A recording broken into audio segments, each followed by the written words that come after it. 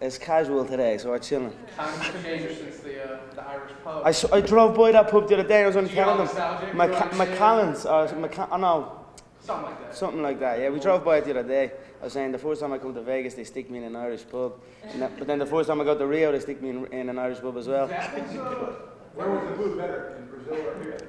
I didn't eat in the Irish pub in Rio. That was your first trip to America, right? I remember we talked about that. Yeah, it was, yeah. I was there to get my visa sorted for Boston. I had to go to Canada first and then Vegas and then into Boston. So. Has your perception changed on the country? Like, you arrived probably thinking one thing, now you spent time in SoCal, you've been here plenty. Yeah. What's it been like? I don't know, it's been a crazy journey. Like last night we shut down the Vegas Strip.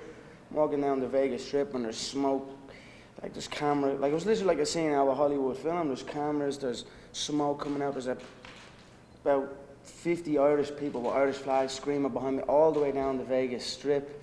I'm thinking I was collecting the social welfare about 2 years ago. You know what I mean? It's absolutely madness. So I like to take it in and be grateful for it and enjoy the ride. Have you been able to do that? You've been so busy and you've been pulled in so many different directions that you've been able to step back and kind of analyze these last 2 years? You know, I enjoy work. I enjoy it. I don't want to be nowhere else. That's what I was saying to my guy yesterday. I was listening to the first episode of Embedded. Jose has his kid and his wife, and they're going to miss him, and he can't wait to be home. I feel better at work. I enjoy work, you know what I mean? So I don't have nothing else but this, and I don't want nothing else but this. So that will be the difference I feel, you know. I want to be here. I enjoy being here. I don't feel he does. Are you kind of planning on that going forward? No like growing family, no marriage, all that stuff. This is going to be your life for the next decade? Right now, I am married to the game. I'm married to this game. So you know, I have a girlfriend. I have, right. you know, I have my family, of course, but I am married to the game right now.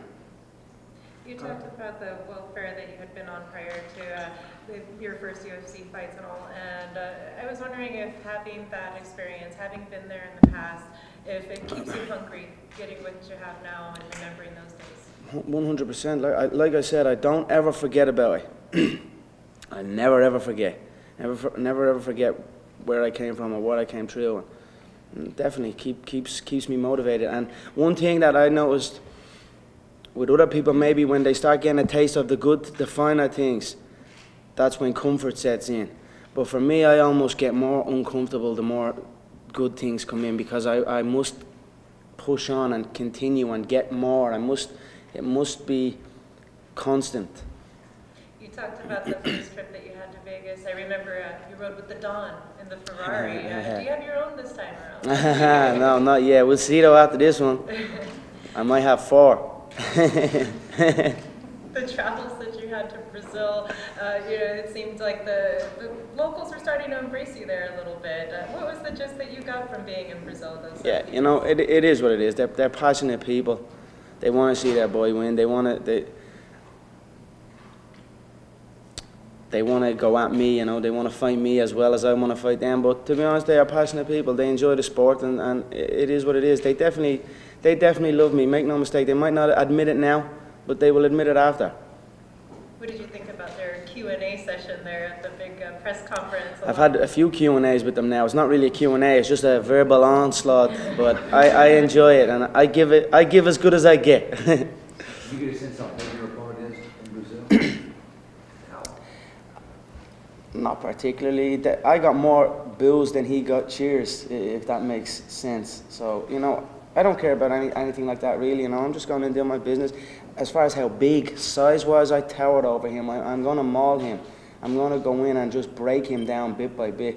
You know, for me, I've never been hurt once in my career. I've never even been phased, or I've never even taken a back step once in my career. You know what I mean? On the feet, in exchanges. Honestly, it tickles me when the featherweights hit me. You know what I mean? It doesn't hurt me one bit. I don't feel nothing. So I'm going to march him down and break him down. Conor, you talked about you don't forget where you came from. A lot of us don't really know what your life was like when you were a kid. You know, Manny Pacquiao grew up and he lived in a cardboard box for a while. I mean, that was literally where he lived. Like, can you tell us a little bit about your background and sort of where you came from and how life was like for your family as you were growing up? Yeah, don't get me wrong, I was not living in a cardboard box. We lived okay, you know, we got by. No one never had a lot of money, but we done okay. But as a man, you need to, it's not about like, you need to get your own money. And I was 22, 23, 24, and I was just doing this, training, and didn't know what I was going to do really, you know, whether it was going to pay off. And so there's obviously little thoughts in your head that this doesn't pay off, what am I going to do? Am I going to teach fitness classes? You know what I mean? I don't want to be doing stuff like that. So I don't know, I just stuck with it, and it paid off for me. But I was not living in a cardboard box like many, you know. My parents done well, they worked hard for me, my mother and my father, they worked hard to give me a good upbringing. Do you take after them? And second question on that, how do they respond to like what we might call your craziness, all your, you know, your over-the-top comments and the stuff that comes around you? How does your family react to that? Do they say that's Conor, or is that like a character that's... No, it's no character. It's no character. That's who I am. I'll speak the truth, you know what I mean? I like to have a little bit of fun as well, but it's no character. If the cameras were here, if the cameras weren't here, I am still the same. You've been having a little fun with Aldo in some of those stare downs, particularly the last one that showed up on Embedded. You're able to hear you kind of prodding at him a bit. Do you feel like you're kind of awakening a sleeping giant at all?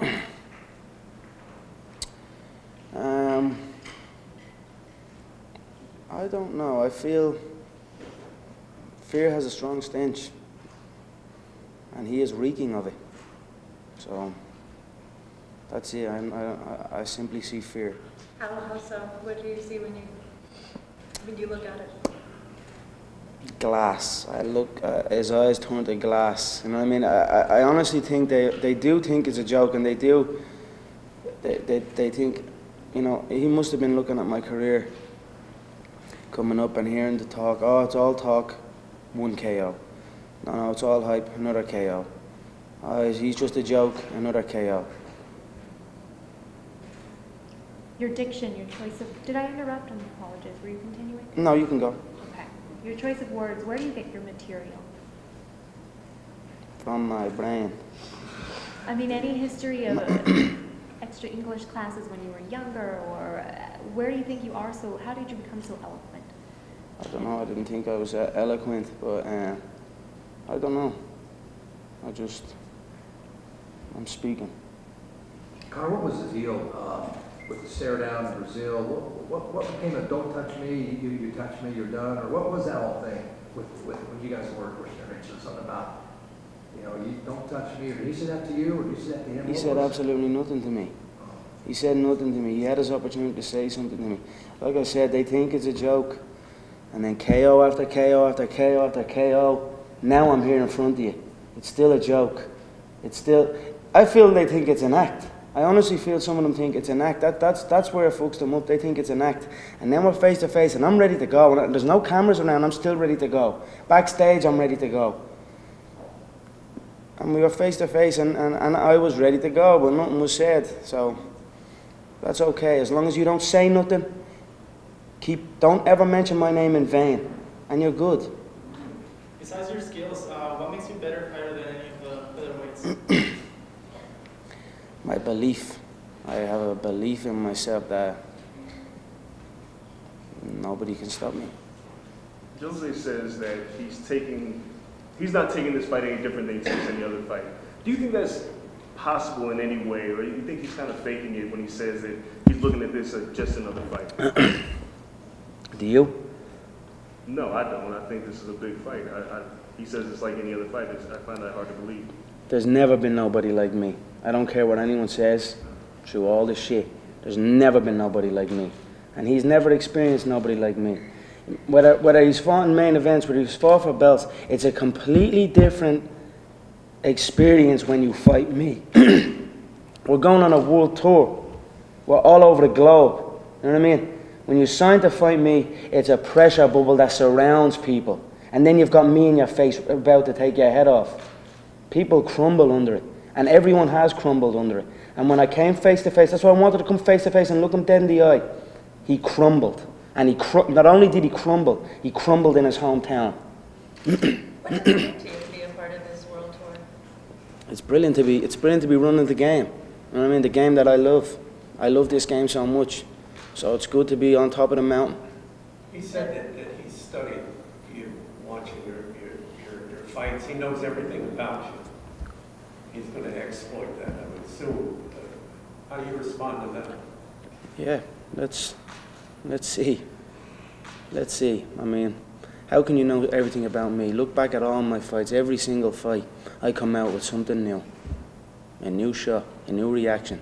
Every single fight. Go through my whole UFC career, you'll see a new shot added. Go through his UFC career, you see the same formula over and over and over again. You see the same reaction over and over and over again. I'll give him that reaction. He'll go into his pattern that he always falls into, and I'll stop him off of that. So let him study, because I will enter the contest formless and fearless. His study will be useless. Have you studied him? Do you study your opponents? I used to not really look into them too much, to be honest, but when you're in the UFC, you're watching the events, you see everybody coming up, so I know every shot everyone throws. I know what way they move. Jose Aldo's record, he's only been submitted once his entire career, never been stopped by strikes. When you look at that, how do you feel that you can penetrate and be a difference maker in that aspect? I definitely believe I could submit him too. Who knows? But I feel my power would be too much. I said it before, when I hit them, they fall every single time. Like realistically, looking at like the zombie fight or the Lamas fight, both of them, they left without a scratch. You know what I mean? They were never really hurt. He celebrated that zombie win like he stopped him himself. The guy tore his shoulder and he's running around the octagon celebrating like he stopped him himself in his hometown. He's not going to touch me. I'm going to walk through everything. I could stand there and let him hit me. That's how confident I am. He doesn't have that stopping power. He doesn't have that fight IQ. Couple that with the mental game, I will break him. Talk about that mental warfare. You said that he crumbled in front of his own people. How effective is mental warfare in this game? Yeah, it's definitely affects you. You know, if it affects the people around you, if it's affecting your teammates, your coach, everyone's emotionally invested into it, that it becomes so big that come fight night it's too big. So it definitely plays a part. But for me, I've been in this since day one. Every fight I've been in this situation. He has not.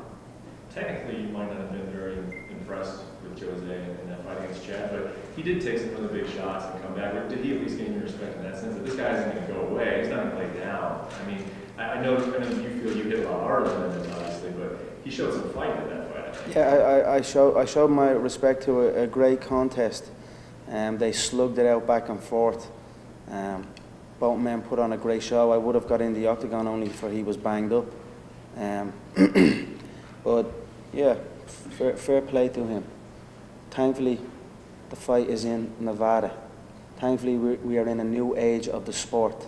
Thankfully, the Nevada State Athletic Commission are doing out of competition testing. We are not in Brazil now. You finished many fights in the first round. How do you see this one going? It will be decided by the first. It will be over by the first. It will be a formality after that. How long? We will see. But it will be wrapped up by the end of the first round. Conor, you said thankfully it's in Brazil, or it's not in Brazil. Kind of hinting, is that something you think might have played a factor in Aldo's career? Who knows? But all I know is I am happy that we are here in Vegas, and it's a new time for the sport. Are you happy about that new time? Obviously, you're referencing it. You don't hear a lot of fighters. I don't even know if a lot of fighters know that July is kind of the mark for that. I'm not aware of it. You seem pretty aware of it. Are you happy that's happening? I'm leading the game into a new area. I'm leading the game now. So I will lead the game in the fight against performance-enhancing drugs as well. Do you think UFC should have more fighters with your type of personality? You know, the UFC just don't really need anything. You know, you can't be anybody but yourself. Just be you. Come up and be yourself. You know, you start trying to be somebody. I see people trying to be like me, trying to dress like me and trying to talk like me, and then at the same time trying to say I'm all talk or I'm a joke, but yet they're following the formula. You know what I mean? But there can be only one, my friend. So the UFC don't need anything. The success of this year has been phenomenal. The time is now. Chapter was record breaking. Welcome to the show. And now the next chapter, the McGregor era. You know, it's been a phenomenal 2015, and we will continue rolling. International Fight Week is a huge event here in Las Vegas, not just for MMA fans, but also for our economy, with everybody benefiting, from taxi cab drivers to waitresses, with all the people that come into town. What is it like to know you're impacting a city?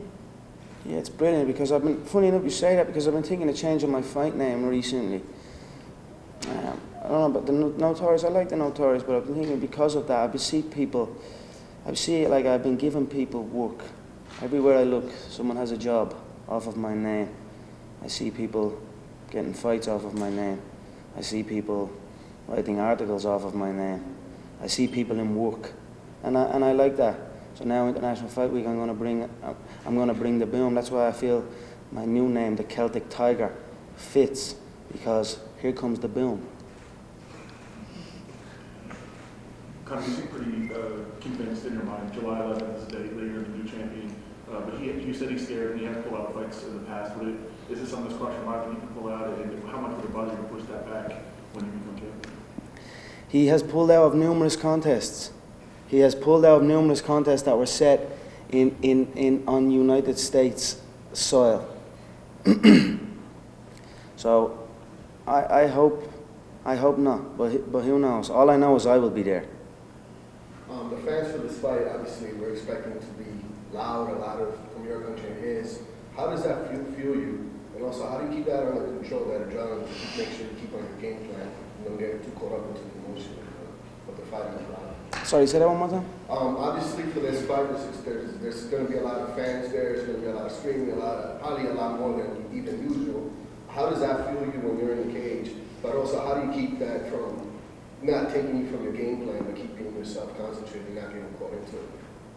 It's a special skill, that one, to be able to walk in and not block it out, because you don't want to block it out either, because it does, you feed off of it, but you don't want to get full. You don't want it to fill you up either. So it's a special skill, that one, but it's a skill I feel I have mastered. I just feel comfortable in there. You know, Floyd Mayweather always talks about like the big fight moment, and how once you get in the ring with him, it changes and people change and the atmosphere changes. Do you think you're doing that to everybody that you face, that when they come in, whatever game plan they have, they've been disarmed by the time they get in the ring? When you sign up to fight me, it's a whole different ballgame. It's that simple. It's a whole different ballgame. It just swarms people. And they start shrinking in their seat. Their eyes start watering. Their bottom lip starts quivering. They're fighting McGregor now. So, definitely, I feel they crumble every time. What is it particularly that you feel separates you from the other featherweights in this division? I don't know. I am ruthless.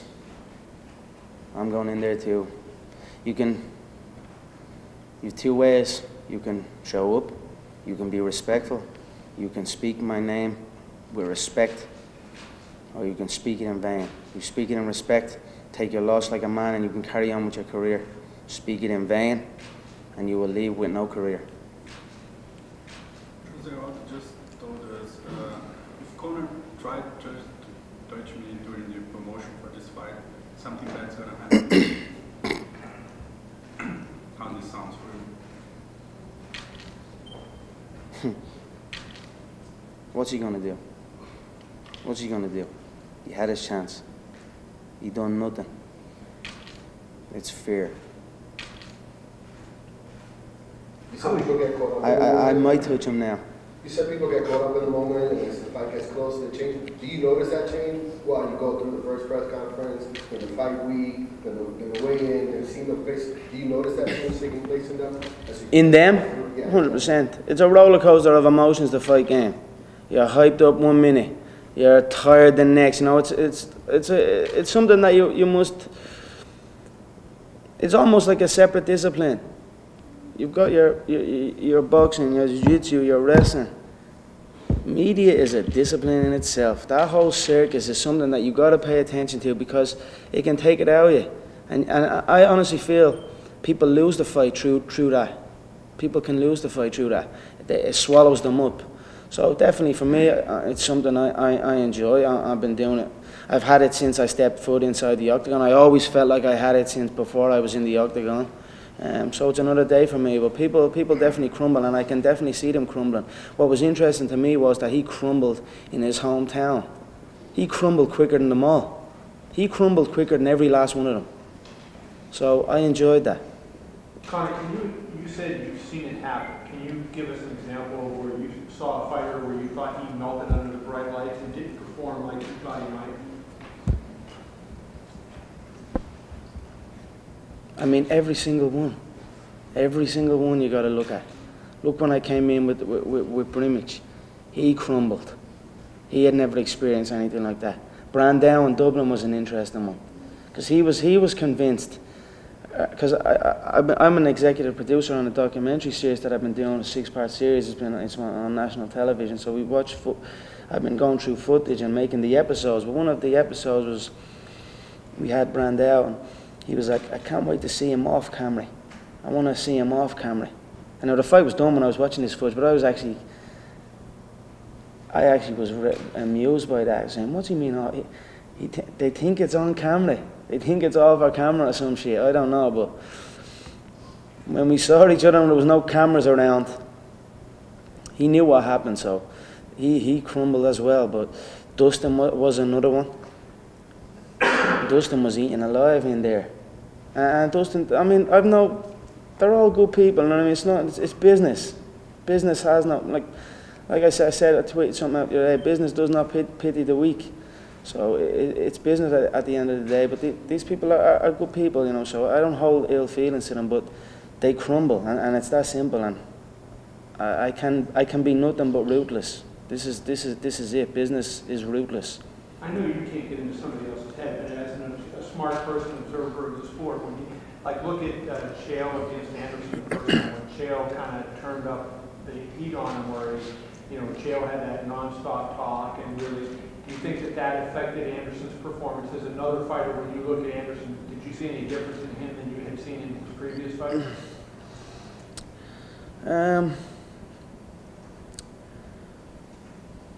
Yeah, I mean, it's something he had never experienced before. But I am not Chael Sonnen. People make that comparison a lot. I am not Chael. I am me. You're talking about Jose Aldo. I'm sorry, what are you referring to? Just his demeanor down there on his recent trip? Yeah. Mm-hmm. Just the stare down, and you thought he should have said something to you? Only me and him can really know. Because when you look in the eyes, I said, the eyes do not lie. When you look into somebody's eyes, you can see who wants it and who does. You can see who wants in and who wants out. And he wants out. So how do you celebrate if you win a belt? This is something climb that you've been doing for a while. You got any idea of how you will celebrate that moment?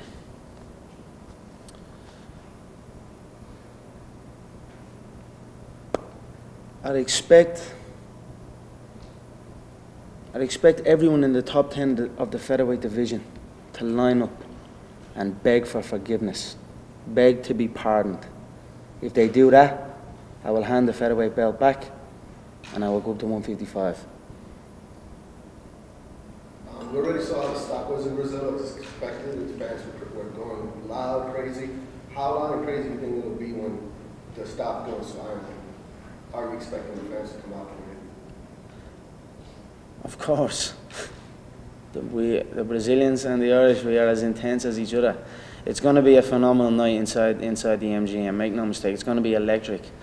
Someone was asking me, one of the Brazilian reporters was asking me, the chants are "Uva Morrer," and there's only one. What do you think it's going to be like when they collide? And I was like, the Brazilians won't even be heard. The Irish will flock on the fight capital, and everyone that gets off that plane will be ready to fight, not just me. I don't think the beautiful city of Las Vegas knows what it's in for. Considering how the Brazilians, when they did Q&A, type of question, the type of reactions they had towards you, do you think when the stop is made in Ireland for this tour, that your Irish fans are going to have the same type of reactions and questions towards Aldo? And how do you think he's going to react to it if you feel he already kind of broke down in Brazil? Yeah, they will. Yeah, they will go at him the way they go at me. It is what it is. It's the fans. They want to see. You want to see a hometown boy win. You know what I mean?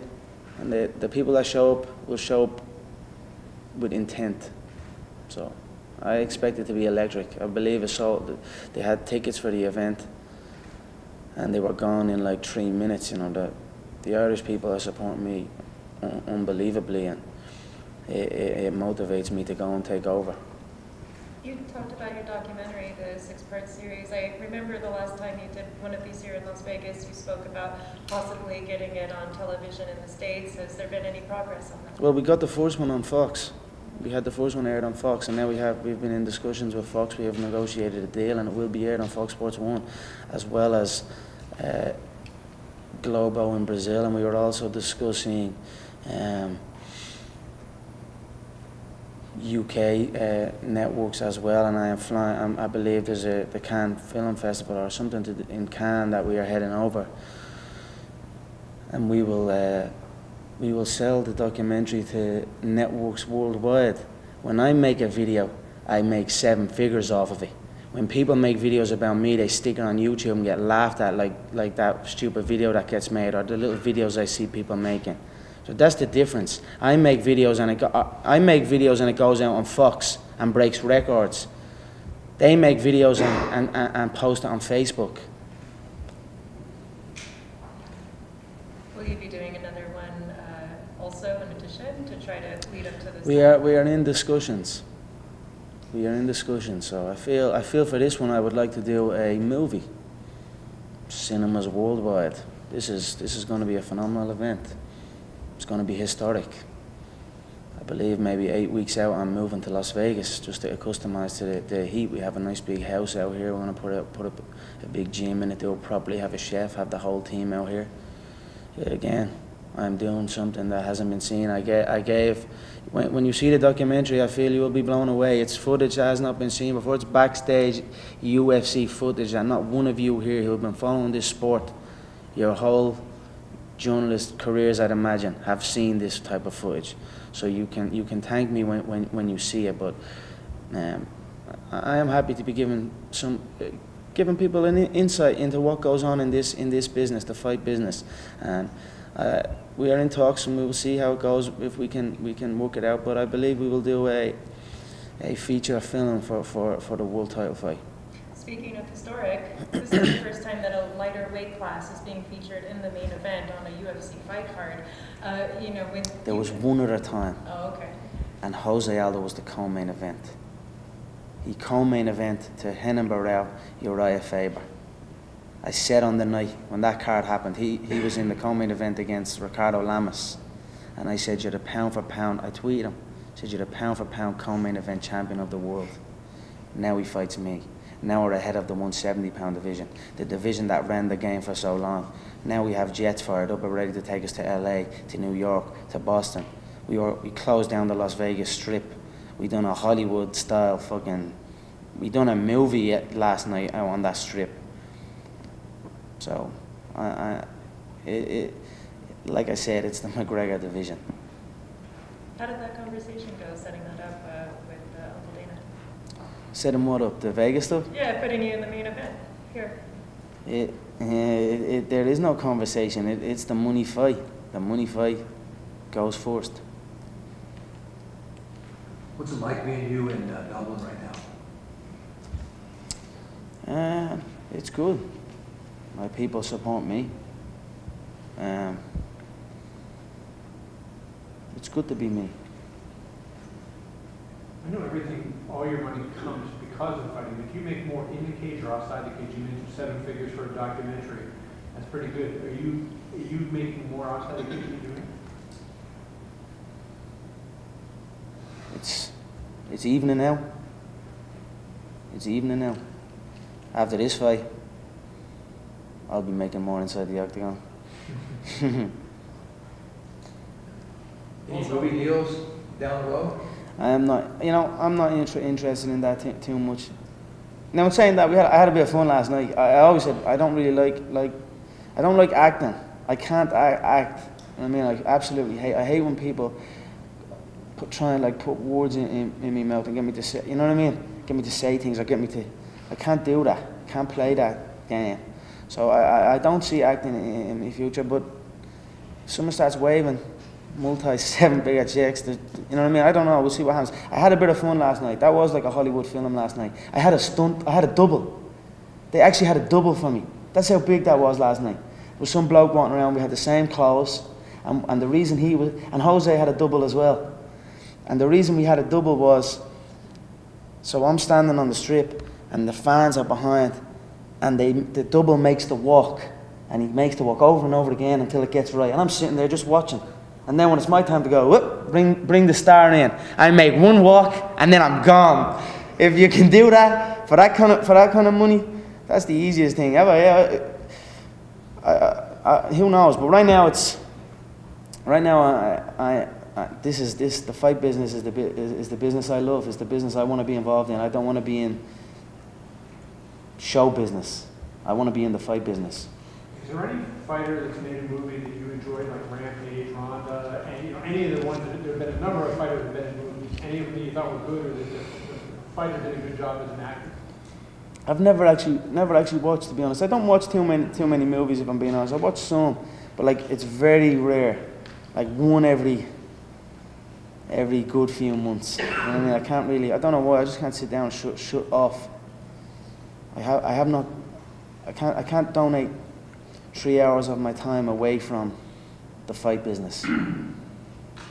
You mentioned moving the lightweight, and everybody lines up and kisses the ring after this fight. Does that mean that you think that Jose is the top? I mean, obviously he's the champ, but you feel, is that because you feel like there will be no more challenges at this weight division, or is growing your body is getting bigger and it's being more comfortable? Or? It's definitely a little bit of both. Obviously the weight cut is not easy. I make it, and I make it professionally, and I rehydrate professionally, and I go in there and I am on point 100% every time, and I am a monster to these people. But still, if training for a lightweight camp and training for a featherweight camp is completely a different approach. I enjoy featherweight. They are slower at featherweight, and I am not small at featherweight. My training partners are welterweights as well. So, but there is obviously still some questions that the fans want asked. The wrestler question, the Frankie Edgar, the Mendes, the Lamas. Shouldn't even put that idiot in there. But unless they come up and kiss my feet and apologize, then I will go at them, and we will answer the wrestler question for the fans. Don't you want to answer that wrestler question before you leave this division? You know, I don't really give a shit. It makes no difference, you know. As long yeah, why not? We will see how it plays out. We will see how it plays out. From a marketing standpoint, it seems like you, John, Ronda, right there. Are you primed? Could you become the #1, person in the UFC in terms of marketing and that sort of thing worldwide?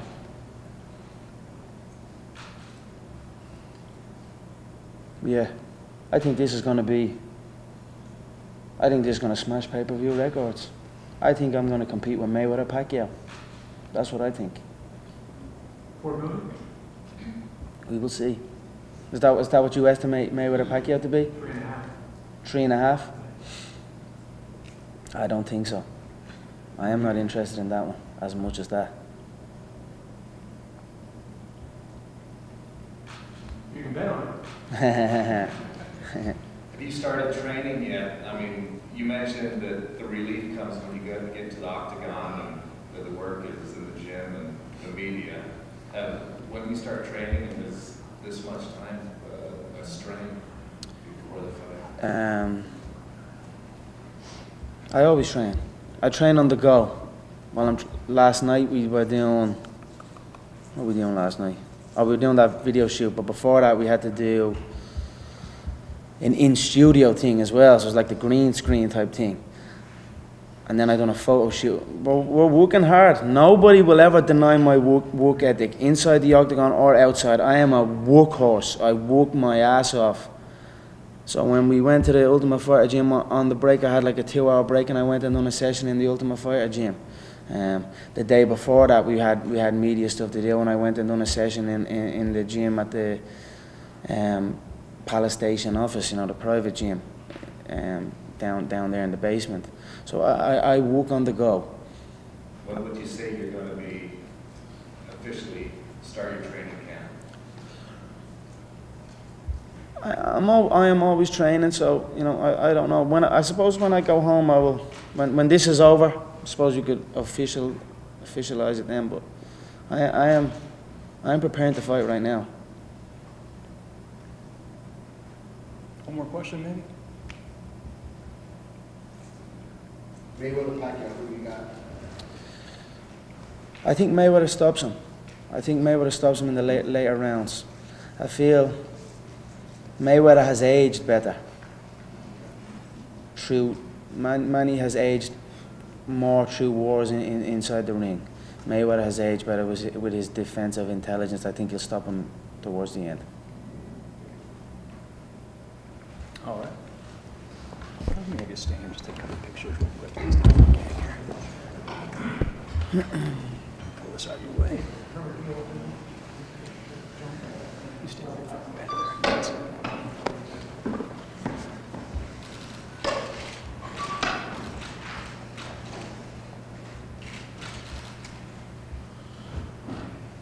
Am I just looking at everyone's camera? Or? You're no longer employed, right? The Celtic title. I don't know. What you think? I don't think you can give yourself your own nickname. I can do what the fuck I want. Do you know what the Celtic Tiger is? See, I don't think the Americans know. The Irish will know. What it is was the Celtic Tiger was an era where everybody was in the money. Everybody was rolling in the money before the recession hit. Okay. That was the Celtic Tiger era. So that's where and I'm bringing it back. Okay. I don't know. We'll see. I'm just playing around. We'll see. We'll see. I'm just fucking with you all. Very good. We know. All right. Thank you so much, everybody. See you again.